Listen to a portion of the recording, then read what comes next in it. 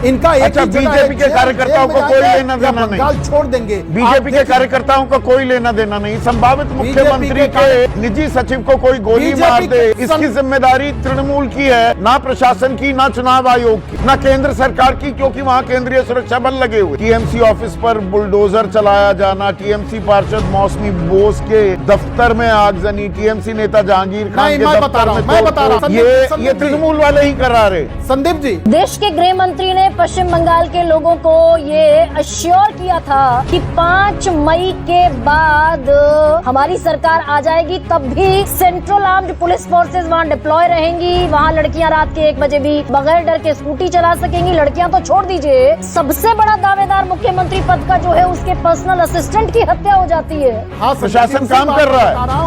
ये टीएमसी के सारे दफ्तरों को तोड़ा जा रहा है। वो तो कह रहे हैं कि जहाँ पर दुर्गा पंडाल हैं वो भी तोड़े जा रहे हैं, जहाँ मंडल हैं, जहाँ टीएमसी का कोई लेना देना नहीं, खुलेआम गुंडागर्दी हो रही है। नहीं संदीप जी, इतने भोले, इतने मासूम इन बातों को मत मानिए। हम वहाँ राम राज्य। अच्छा, वो 40 हमारे सीआरपीएफ के जवान शहीद हो गए थे पुलवामा में, वो शहादत कमतर है। बीजेपी के एक कार्यकर्ता की हत्या कहीं बड़ा अपराध है, बजाय इसके कि 40। आप इसी तरह का इशारा कर रहे थे। नहीं, ये गलत। भगवा झंडा लगा लिया जाके टीएमसी। और ये लोग कौन है जो खुलेआम बाकायदा वीडियो बनाकर ये हुंकार भर रहे हैं कि जितने तृणमूल कांग्रेस के कार्यकर्ता हैं सबको मारा जाए? ये लोग कौन है? नहीं दोस्तों, जो इंसान अपने पीए को नहीं बचा पाया, उस इंसान को बीजेपी ने मुख्यमंत्री बना दिया बंगाल का। शुभेंदु अधिकारी की हम बात कर रहे हैं और लगातार बंगाल के अंदर हिंसा, गुंडागर्दी खुलकर हो रही है। लगातार टीएमसी के ऑफिस जलाए जा रहे हैं, टीएमसी के ऑफिसों को तोड़ा जा रहा है।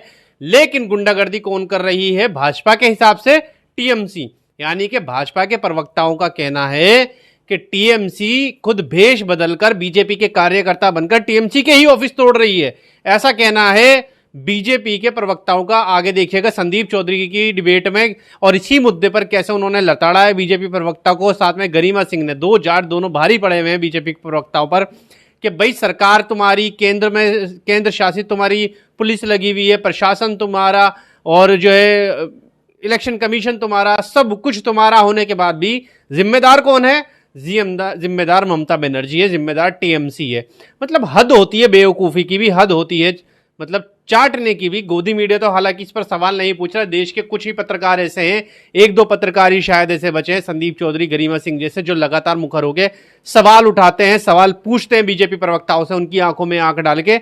आगे आप देखिएगा, और लगातार हम भी ये डिबेट आपको दिखाते रहते हैं कि कैसे कुछ पत्रकार बचे हैं, अब उनको समर्थन करना बेहद जरूरी बन जाता है। तो बंगाल में जिस तरह से हिंसा हो रही है, बंगाल में जिस तरह की खबरें अभी भी आ रही हैं, और इस पर गोदी मीडिया चुप्पी ताने हुए बैठा है, चुप्पी साधे हुए बैठा है, ऐसे में संदीप चौधरी लगातार आवाज उठा रहे हैं और कह रहे हैं कि आखिर भाई ये जिम्मेदार कौन है?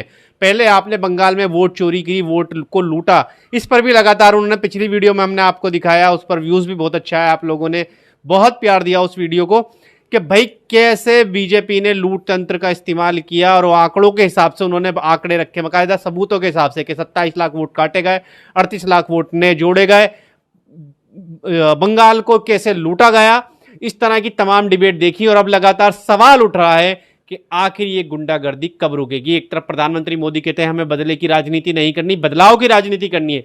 तो यही बदलाव है कि एक सांसद को आप हवाई जहाज से सफर भी नहीं करने देते। एक सांसद को, सांसद कितनी पावरफुल होती है, सांसद कितनी माननीय होती है, वो भी फीमेल सांसद, उसको आप आंखें दिखाते हैं, इनके समर्थक उनको घूरते हैं और जय श्री राम के नारे लगा के उन्हें डराना चाहते हैं। अब कहते हैं जय श्री राम के लगाना कब से मना हो गया?